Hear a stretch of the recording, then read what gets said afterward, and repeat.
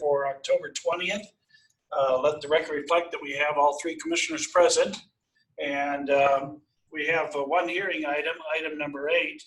Other than that, is there anybody who'd like to take anything else separately on the agenda, or do I have a motion to approve items 1 through 7? Anybody? Jump on in here. Mr. Chair, I move to approve items 1, 2, 3, 4, 5, 6, and 7, including all sub-items. Thank you, Commissioner Kearns. I will second that. Got a motion and a second. Thank you, Commissioner Cooney. Any discussion on the motion? Seeing none. All those in favor indicate by saying aye. Aye. The record reflects the motion passed unanimously. Then, moving on to public hearing item number 8. This is to amend Spokane County Code Chapter 8.03A, pretreatment to revise local limits and accomplish administrative changes and corrections. And I believe we have a staff report. First, Mr. Cook. Thank you very much. Kevin Cook, Environmental Services Director. This is the public hearing this afternoon for the proposed amendments to Spokane County Code Chapter 8.03A, pretreatment to revise local limits and accomplish administrative changes and corrections. We have a little PowerPoint presentation, which I think I can ask for that to be loaded up. That would be very helpful. We didn't receive it. I didn't get a PowerPoint, did I? Because I didn't get one. Just 1 second here.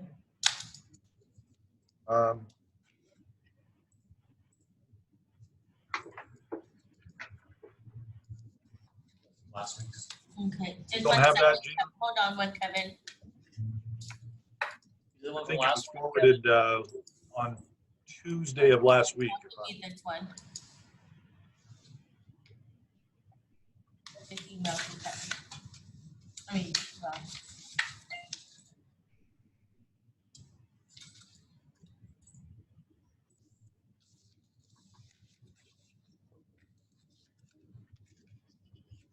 Now, let's see. Rob, is Stella joining us today? Yes, I'm trying to find that Just it? presentation and send it to Gina again. Oh, I Alrighty. have it, we have it on the screen, Mom pulled it up. Oh, very good. Okay, yeah, that's it. So at this point, I'd like to hand over the talking stick to Stella, who is going to give a brief rundown on the proposed changes in the code language. Stella? Yes, hi, good afternoon, commissioners.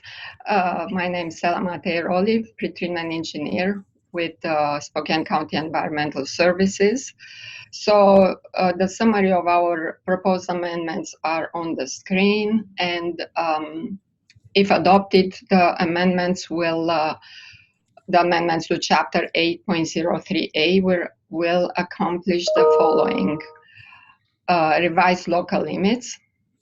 These are the maximum allowable concentration of pollutants that the industries can discharge to Spokane County sewer system. Spokane County, in accordance with its pretreatment agreement with City of Spokane, adopts local limits that are more stringent than of the two jurisdictions.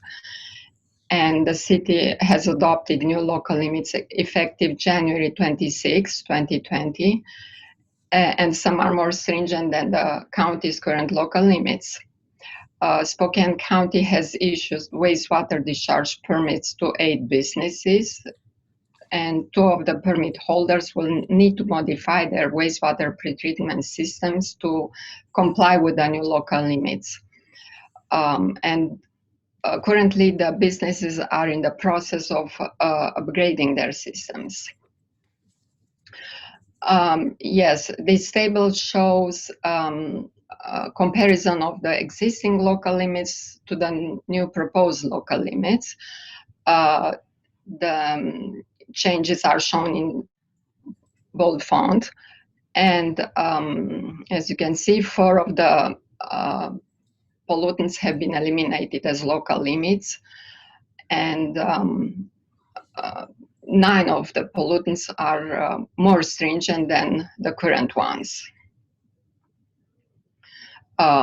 Specifically, arsenic and copper are of interest here. The numbers are really low.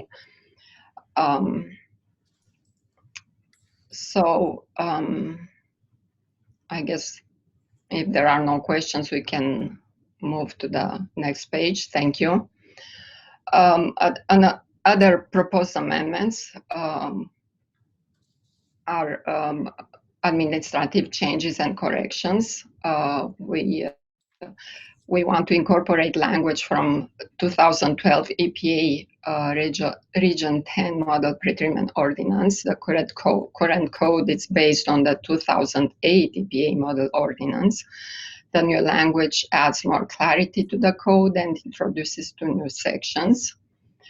A new section 8.03A.0200 Industrial User Surveys provides language to solidify county's authority in this process.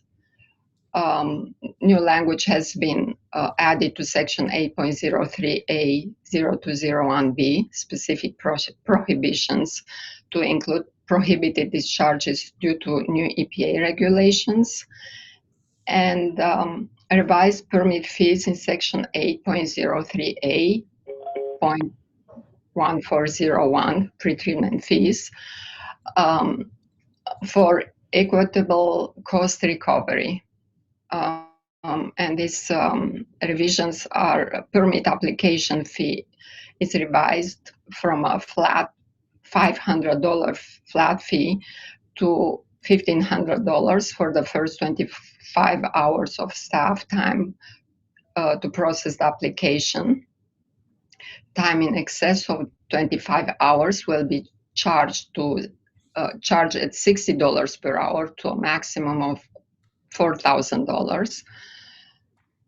Permit renewal application fee is revised from about $250 a flat fee to $900 for the first 15 hours of staff time to process the application, and time in excess of 15 hours will be charged at $60 per hour to a maximum of $2,000.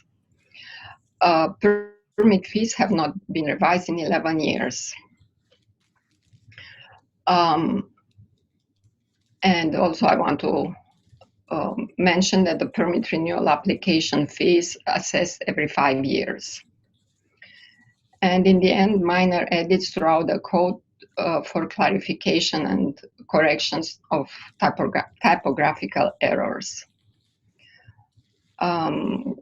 We complied with RCW 36.32.120, Section 7, and we have published 10-day notice of public hearing in the Spokesman Review, and also notified our 8 wastewater discharge permit holders about these amendments.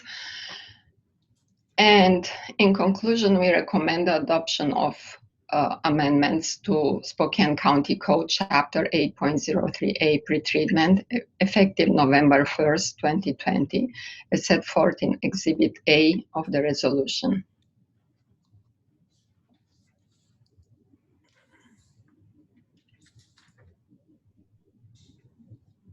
Thank you, Stella.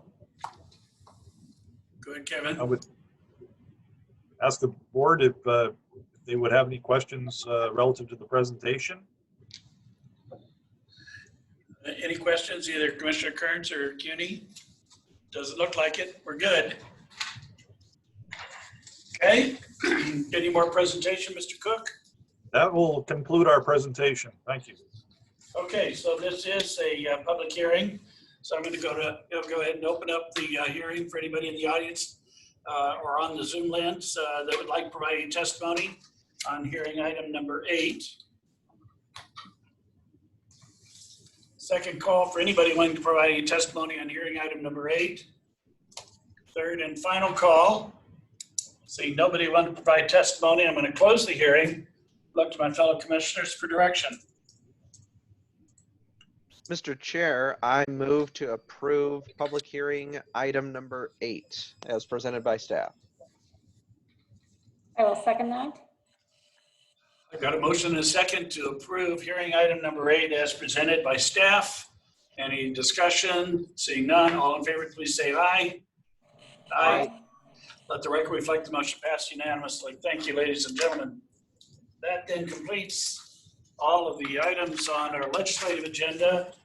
We now go into a presentation on our voluntary stewardship program, and we have Mr. Cook and Mr. Lindsay to lead us through this. Thank you very much, Commissioners. Rob Lindsay, Water Programs Manager, Spokane County Environmental Services.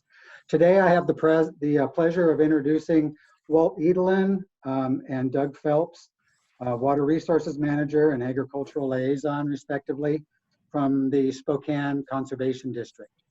They will be giving a presentation today on the status of the voluntary stewardship program that the county has been engaging in for the last number of years.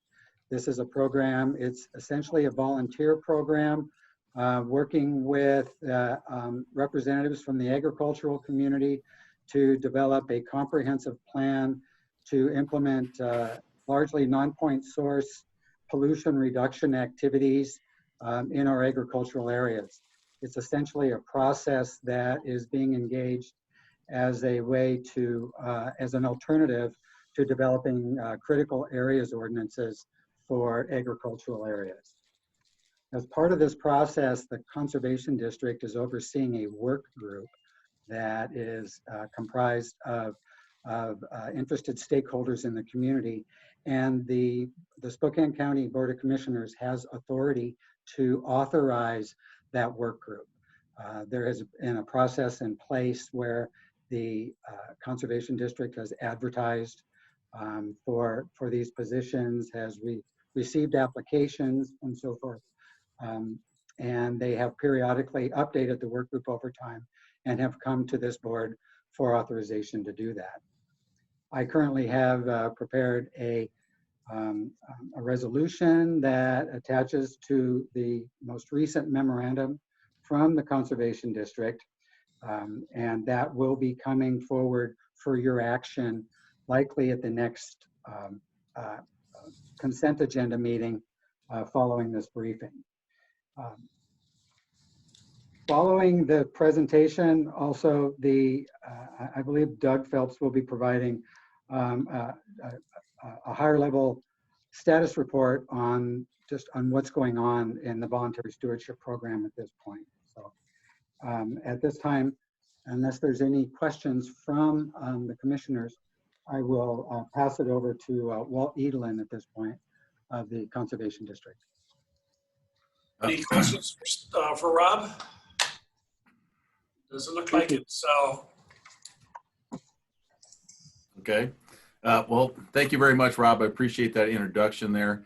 And thank you, commissioners, for allowing us to have some time here to discuss some business, as well as give you an update on the voluntary stewardship program. So I just get to sit back today and watch Doug Phelps, who is our coordinator for the program, go through these business items and the update. If you have any questions, I'll be here as well. So with that, I'll turn it over to Doug. Okay, thanks, Walt. So you'll have before you the memorandum that we prepared for this work group turnover. Just a real quick summary. We had 4 of the work group members whose terms expired in September of this year, and in September we advertised that that we're looking for new members in the Spokesman Review. We sent out a few thousand emails, made many phone calls. We posted the application on the program website, and we received 11 applications in return. So we have 4 members whose terms have expired. We have some recommendations for the replacement of those 4. And in addition, we would like to increase the work group from 10 total members to 11 total members. So I'm going to discuss those recommendations now. And it looks like I don't have the ability to share my screen or move through this, but whoever's in control, would you mind moving it to page 4, please? There's a chart that I'd like to discuss. There we go. So here's a summary of our recommendations. What we've got is the work group roster. The top 6 cells are the members that are staying on the work group. Their terms expire in 3 years from now. And then the next item down is outgoing members. Crystal Oliver and David Belenius. Their terms expired and they will not be returning. The next row down, we have some outgoing members that we are recommending for a renewal of their 4-year term. And Casey Flanagan and Kevin Paulson are those 2. So we're recommending those outgoing members for renewal. And Casey represents the Spokane tribe.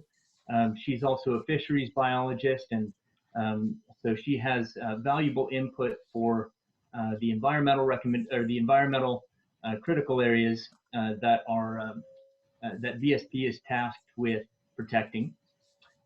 Casey's been a valuable member of the group and contributes regularly. And Kevin represents the Citizens Alliance for Property Rights, or CAPR. He's also a small grain farmer, and similarly, he is consistently present at meetings. He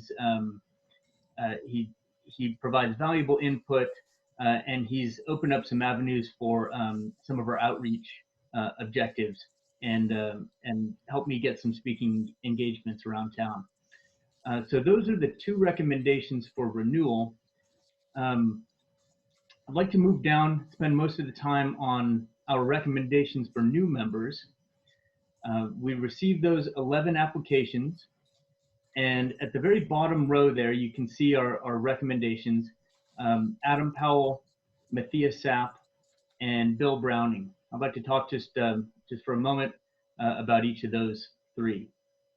Adam Powell owns an 8-acre farm in the Opportunity area, and it's a fruit and vegetable farm.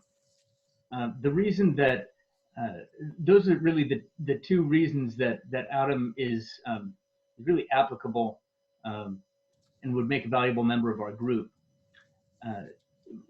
Essentially, 64% of farms in Spokane County, according to the recent agricultural census, 64% of farms are small farms, which means they're under 50 acres. Adam's farm fits that criteria, and we don't currently have anybody on the work group who fits that criteria. We're really trying to round out the work group roster here. Additionally, Adam's farm is a fruit and vegetable farm, and there are more than 400 producers in the county that are fruit and vegetable farmers that sell directly to consumers. We also currently don't have anybody on the work group who fits that criteria. So we're recommending Adam Powell. Moving on to Matthias Sapp, in the middle column there. Matthias is a tenured professor of biology at the Spokane Community College. We don't currently have anybody from academia or higher education on the work group. She would be able to provide some valuable input to the environmental concerns as well. And she could also be a member that would provide some references and an ability to tap into that world of academia. And the third member that we're recommending to the work group is Bill Browning. Bill is a cattle producer down in the Spangle area. And Bill is, he does this for a living.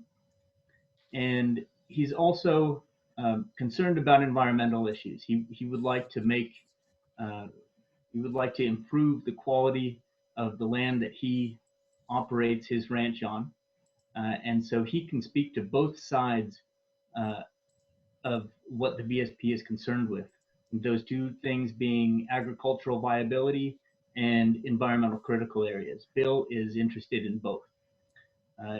You may notice that one of the current members of the work group is also from the Cattlemen Association. She's not a full-time producer, and that's why we're recommending Bill Browning as a full-time producer member of the work group. That's what I've got for recommendations. In sum, we're recommending 5 members of the work group. That's Casey Flanagan, Kevin Paulson, Adam Powell, Nathia Sapp, and Bill Browning. Do we have any questions there? Any questions, either Larry or Josh? Did the 2 individuals whose terms are up that you're not recommending reappointment, did they want to be reappointed? No, David Bellinius did not have an interest in continuing, and Krista Oliver moved across the state, and she's no longer able to serve. Okay. Yeah. Okay. All right. So that's what we have for you there in terms of the business. I do have a PowerPoint presentation here on my computer, but I did not submit it. So I'd have to be able to share my screen in order to do that. Is that possible to give you the update? Go ahead, share your screen. Okay.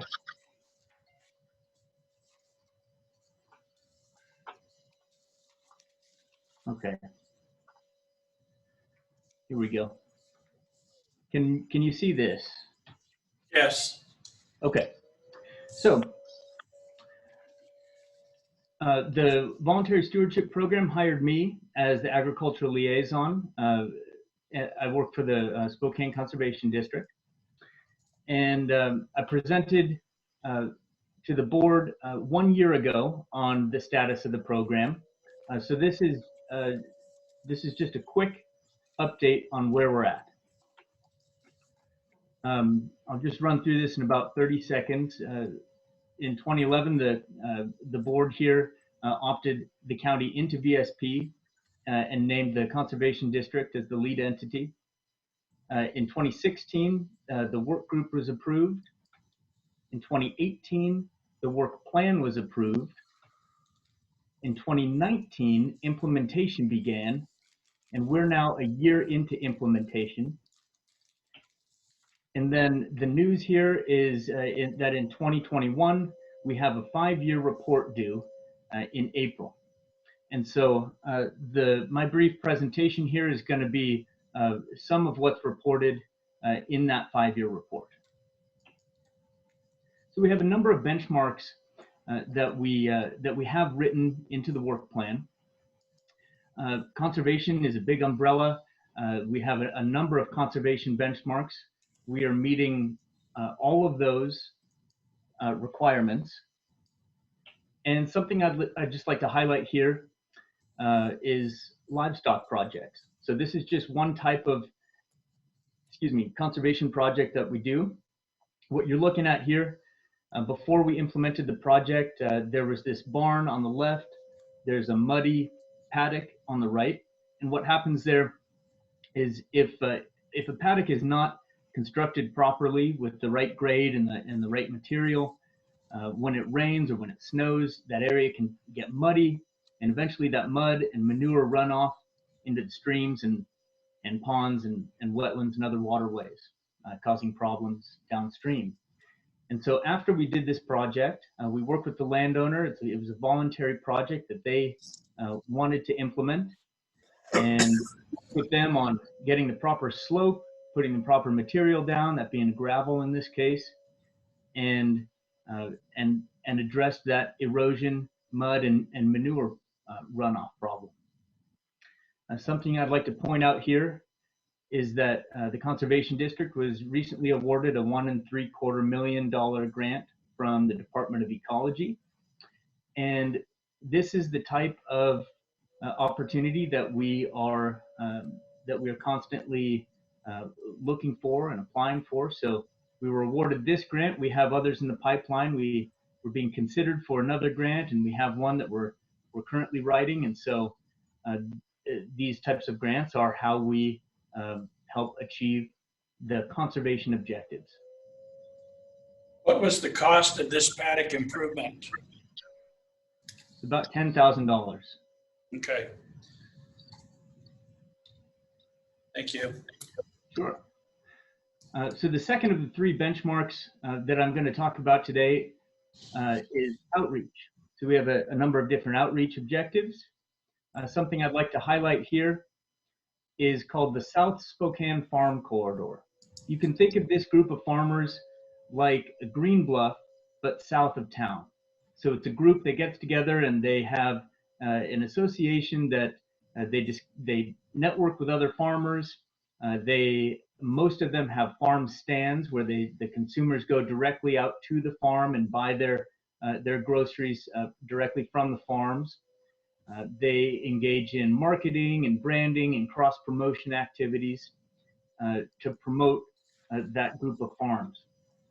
2 years ago, we started with 6 farms. Last year, we were up to 13, and we currently have 21 farms on that farm corridor. There's a website, there's social media pages, and it's really mostly about promotion of the farms. What you're looking at here is a Spokesman Review article that I submitted to them, and then they interviewed me and interviewed several of the farmers and wrote this article. And the other nice thing about this farm corridor is that it not only supports agricultural viability, but it also provides us, the Conservation District, for an opportunity to insert our conservation message and provide the farmers a direct line of communication to us in the case that they have any questions about conservation or any projects they would like to start. I'd also like to point out that just a month ago, we were awarded a $53,000 grant to further the objectives of this project, as well as start another farm corridor. We don't yet have the location of that farm corridor picked out yet, but we have it narrowed down to, we have 3 locations in mind, and it could be in the West Plains, could be in North Spokane outside of the Green Bluff area, or could be out in Spokane Valley, Lotus Orchards, that area.